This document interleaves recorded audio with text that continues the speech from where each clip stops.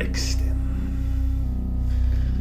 I'm not sure where to start, but I suppose the beginning is generally the best place. Last year, a young woman popped up in my message requests on X. She was young, pretty, funny, and she liked cats. The first thing she ever said to me was, "Mersh, I have feelings for you since following the Aaron arc for over a year. I too live in Florida." Knowing full well the ridiculousness of such a message, I dismissed it as another in a long line of attempts to troll me, and would proceed to prudently ignore the message and move on as I always do. From until May until July, the messages continued until I decided to reply as a genuine human being to another. I offered some of the best advice I could muster. If everyone had just listened to me in the first place, my advice would have saved so many people so much fucking misery and pain and bullshit. If I had a nickel for every time anyone ever actually listened to me when I was making sense, I'd be poor. Thankfully, I make money being a clown on the internet. I tried to warn you that opening up that door would be a bad idea. Before this young woman entered my life, literally cold called, I was alone. I wasn't lonely.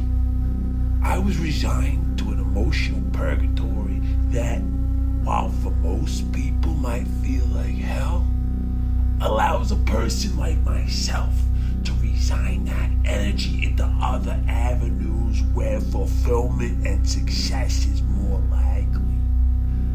The show, helping cats make money, just enjoying my life in general.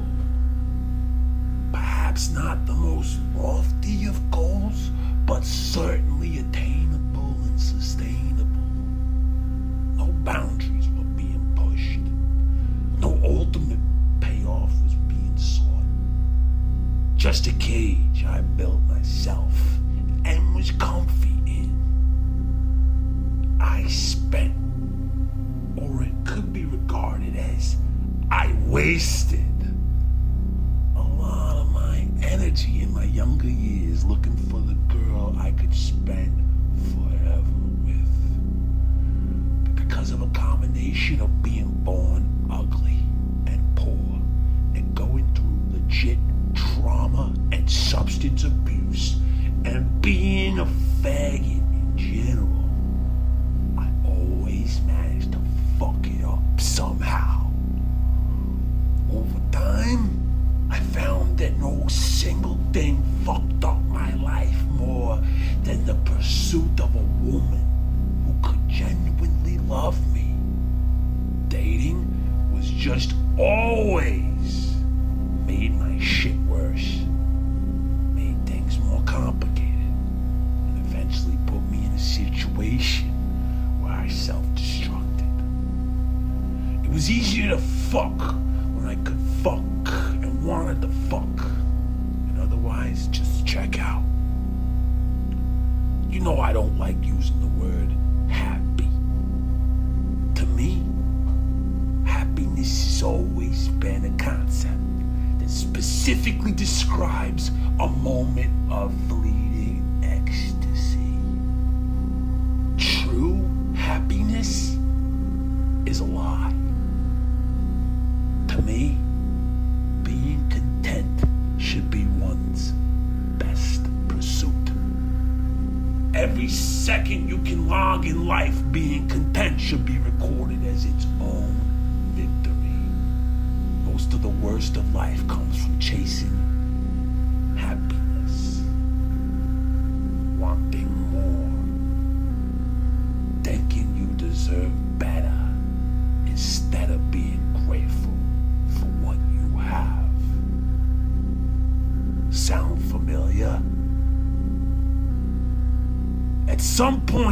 this young woman decided to impulsively hook up with the grossest pig I've ever encountered in my 40 plus years of dealing with the worst people.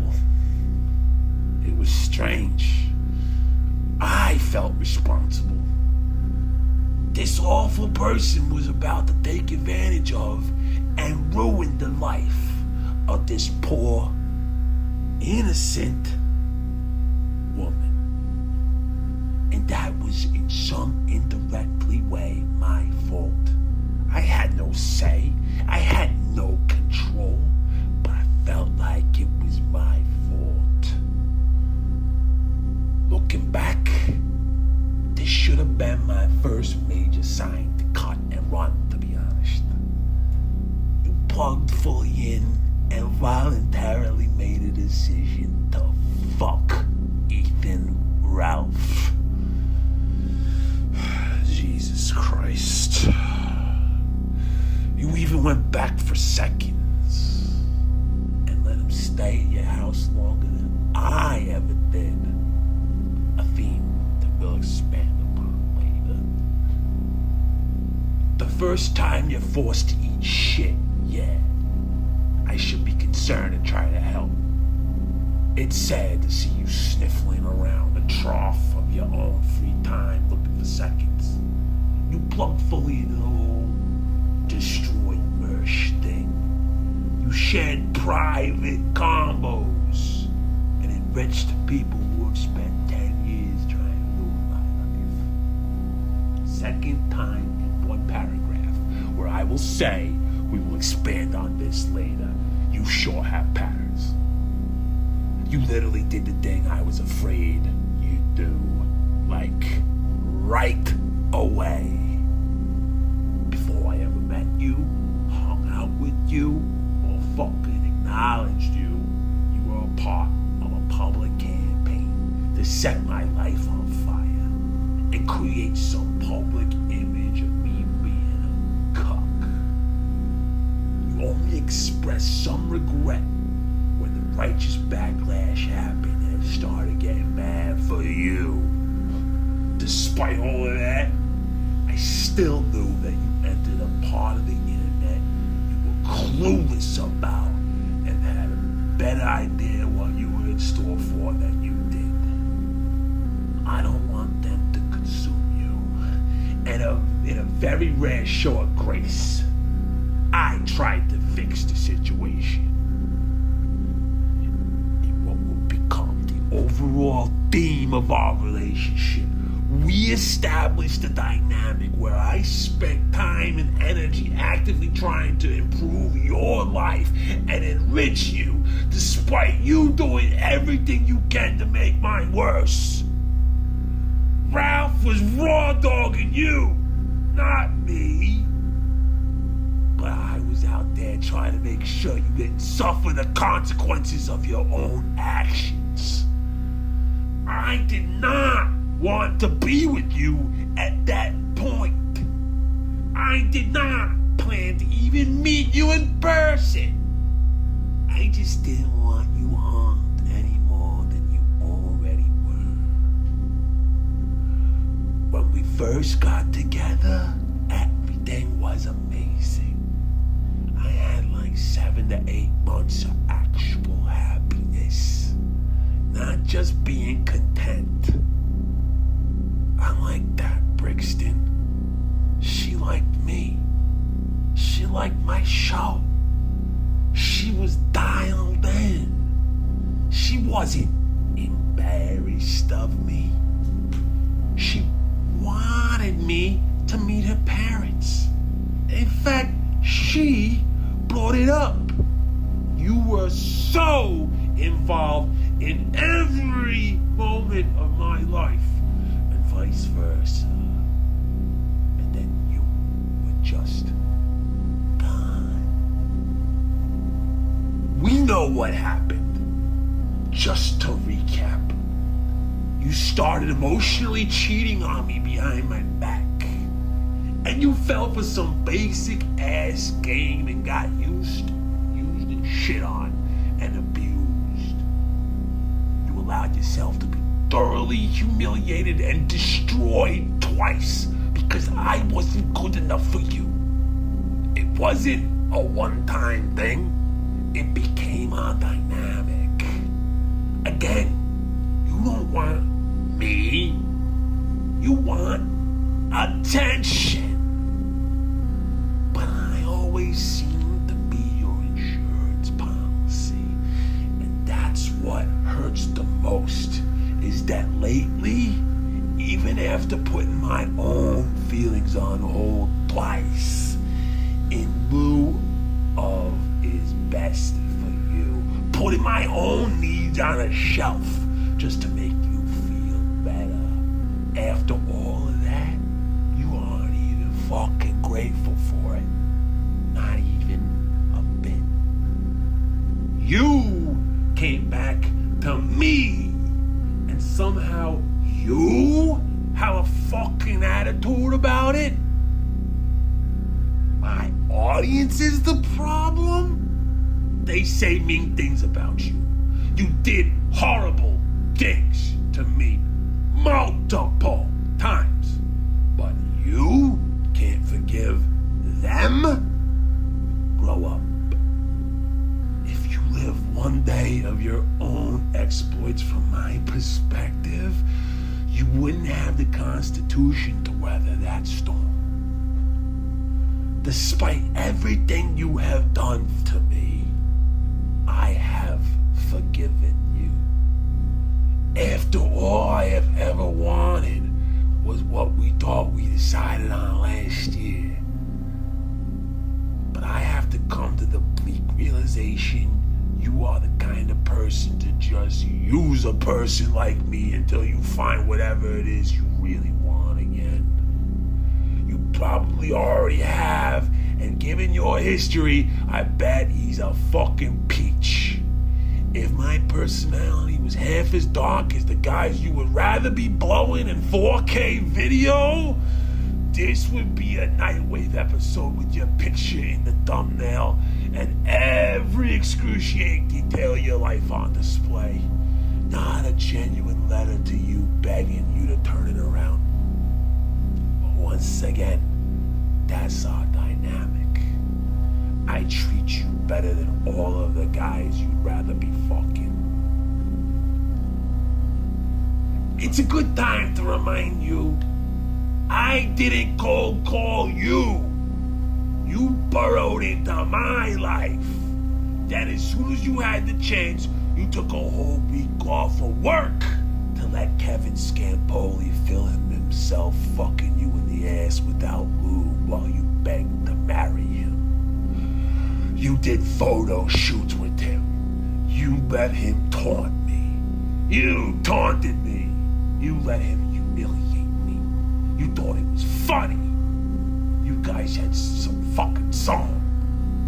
As you read these words, you're probably turned on thinking about it. Because something is wrong with you. I will bet everything in my bank account you somehow managed to suck his dick more in that week than you have mine in all time I've known you. These are shitty, mean things to say, but they're even worse to experience from my side. Is this the reality? If it's shitty to hear you said it to you, imagine being the guy having it done to him. It is real life with actual consequences. Do you even know what consequences are? Have you ever stayed behind once to face them? You forced your way into my life, became a big part of my life, and a literal human battery for me. Then you pulled the plug. Now I have a cranky chick I say goodnight to every night. She isn't that into me. She doesn't watch my show. She shows me zero vulnerability. She keeps me cut out of her life. She's been cruel to me, yet for some reason, I'm the one who feels like I'm being resented. We don't like the same shit. And we're both in the habit of saying I love you to each other as some weird fucking empty mantra. To me, it feels like some kind of standoff where neither person wants to be the one to walk away from the other, despite not knowing and getting anything they want from the situation. Can we fucking stop being foolish and just acknowledge what the fuck it is and figure out the best resolution instead of doing this tired ass pretend shit? It's funny, you pretend you can't be around my audience, so you go get abused by everyone else, sometimes under a fake name. Honestly, fuck you for that. You complained you don't want to be a character, and you basically been a fucking prostitute for every streamer but me on the internet. You do want all that shit, you just don't want any of it from me. On my best day, I'm bored. On my worst, I'm angry and resentful. That resentment is building to a point where I begin to feel actual hatred creep in. Whenever you mention all the other people you'd rather be watching and hanging out with, the Buckmans, Koopas, and other fags, frankly, I want to throw you out of my house mid-sentence. When I was talking the other night describing my day, you asked me about, you stopped paying attention because you were too busy laughing at a super chat you sent Buckman. I hadn't seen you in a week and have no idea. You have no idea what's going on in my life. I couldn't fucking wait to get out of there the other night and just drive. I never wanted to be farther away from you than I did in that moment. I remember when I had the grace to entertain the idea of trying to see past stuff and forgive you and move past your super fun May adventures. And then you came back, and one of the first things you wanted to do was bitch that I used to joke that we were looks matched. You were so concerned with establishing that you are so pretty and out of my league. You were back after all the goddamn disgusting, trifling shit you did in public. Shit that any normal human being with self-awareness would have never have existed on the internet afterward. And the big complaint was that I thought we were looks matched.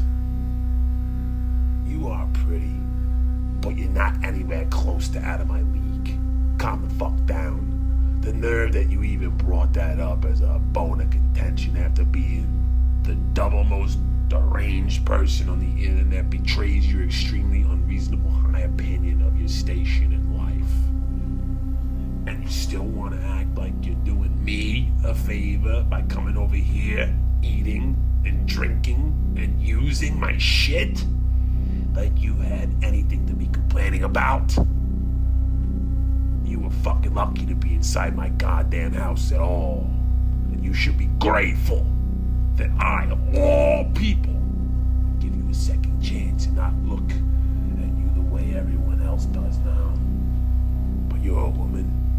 You wanted to be hot instead of, I don't know, self-aware or thankful or content. I have never in my life given the amount of grace, love, and patience that I have to you in such a short time. And all I've gotten for it is lazy, disengaged, shellfish, cheating girl who isn't worth the effort and done none of the stuff we've talked about. You don't plan, you don't care, you just exist. I want more. I want a future. And I'm starting to see what the future looks like if I keep letting shit go the way it's going. I kinda gave this a shot. It ain't working. I deserve to be taken care of too. I miss the girl who left her toothbrush here. I miss the girl who wasn't everywhere but here, physically, mentally, and emotionally. I want to start by saying one thing. I love you.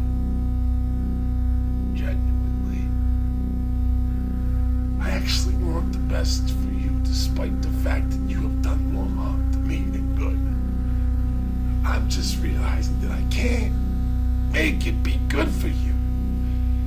You have to do that. I want to tell you some things that are uncomfortable but true.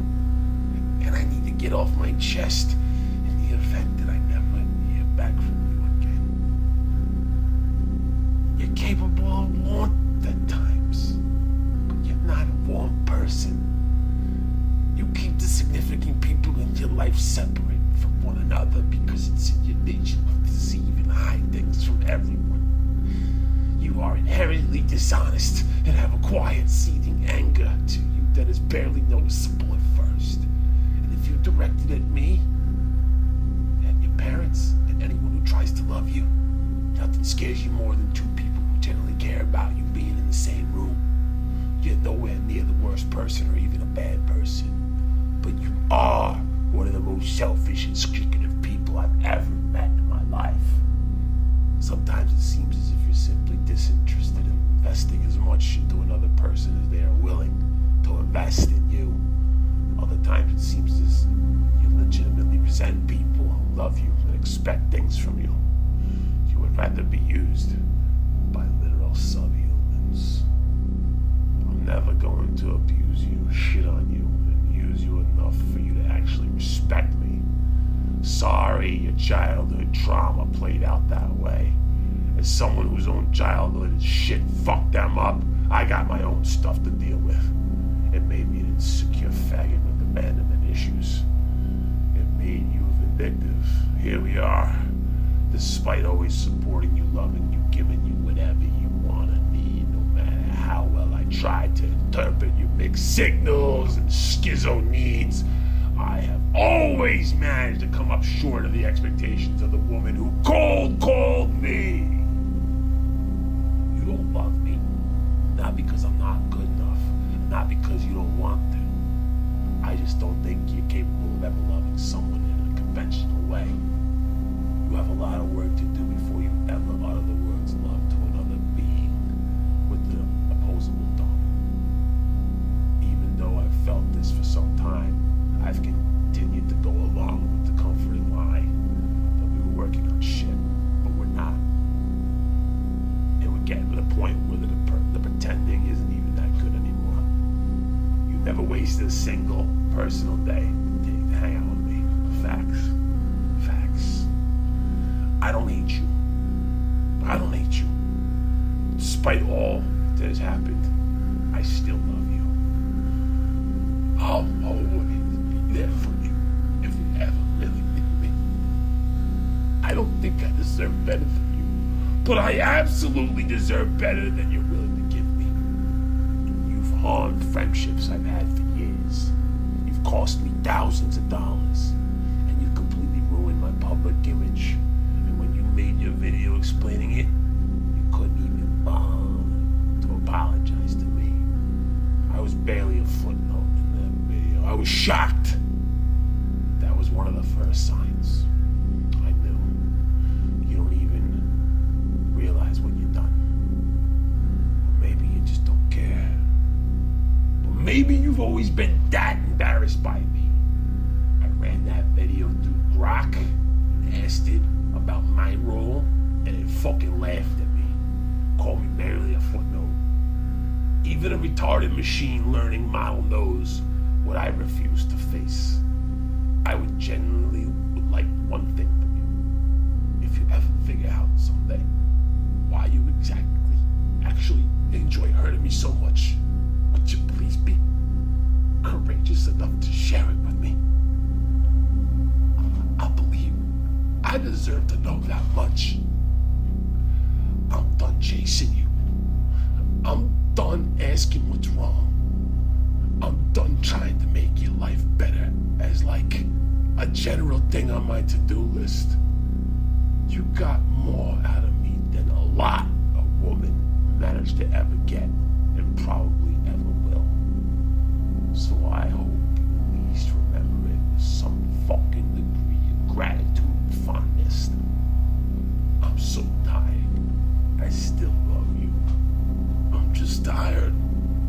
And I honestly don't think we did ourselves any favors when we started hanging out again. All it has done is allowed us to simply delay the emotional consequences of our past behavior and actions. We're surrounded by smoke. And then rather than get out of the fire, we just keep going back to sleep and hoping when we wake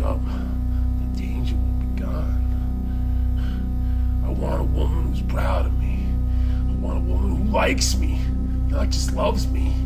I want a woman who doesn't try to ruin the lives of everyone who attempts to love her. Maybe someday, at a different time and in a different place, we'll run into each other and allow the feelings I thought genuinely existed between you and I exist again. Like winning the Powerball. It's a nice sting. I'll use this as an emotional crutch and daydream about when I don't want to think about reality. But I won't be holding my breath on actually hitting the jackpot. I'll always look back fondly at that little period when I didn't need cheap gas station pills to feel like the entire world was warm, beautiful, and belonged to me. You were mine once. For a time. Or at least there was a time you were much better at